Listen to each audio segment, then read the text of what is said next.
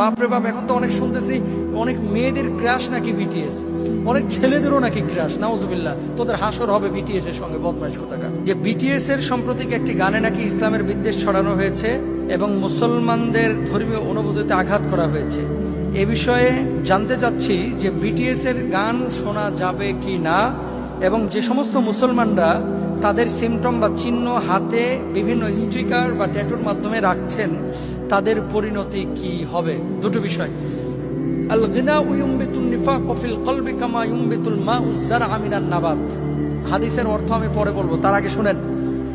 আমি এই প্রশ্নটা যখন দেখেছিলাম, দেখার পরে আমি চিন্তা করলাম যে আসলে কি বলেছে, এটা তদন্ত করা দরকার। ওখানে সম্ভবত দেখলাম যে একজন ট্যাক্সি ড্রাইভারকে সে কোথাও যাওয়ার জন্য বলছিলেন, সম্ভবত RM থেকে এই বিষয়টি এসেছে। তো তিনি বলছিলেন আল্লাহু আকবার। আল্লাহু আকবার শব্দ উচ্চারণ করার পরেই তিনি বললেন যে এটা তো একটা অভিশপ্ত শব্দ বা বাক্য, নাউজুবিল্লাহি মিন যালিক। আর আল্লাহু আকবার এটা তো আমাদের কলিজার বাক্য। আল্লাহু আকবার এটা মুমিনের সবচেয়ে পছন্দের বাক্য। আল্লাহু আকবার হচ্ছে আল্লাহ সুবহানাহু ওয়া তাআলা, আমাদের স্রষ্টা, আমাদের সৃষ্টিকর্তার অস্তিত্বের একটা বাক্য।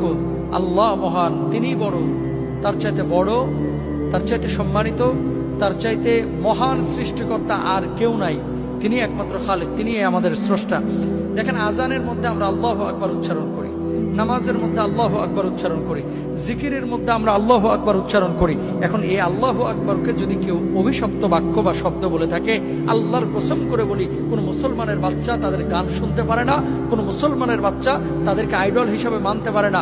আর কোন মুসলমান যদি তাদের ছবি, তাদের সিমটম, তাদের চিহ্ন, তাদের লোগো হাতের মধ্যে, কপালে, পিঠে, কলিজায়, বুকে, স্তনের মাঝে যদি এই ধরনের কোনো ট্যাটু অঙ্কন করে, আল্লাহর কসম করে বলছি, সে মানুষটা তওবা না করে মারা গেলে ওদের অন্তর্ভুক্ত, খ্রিস্টান ইহুদিদের অন্তর্ভুক্ত হয়ে যাবে। কারণ কি? এটা রাসূল সাল্লাল্লাহু আলাইহি ওয়াসাল্লামের নিষেধাজ্ঞা আছে।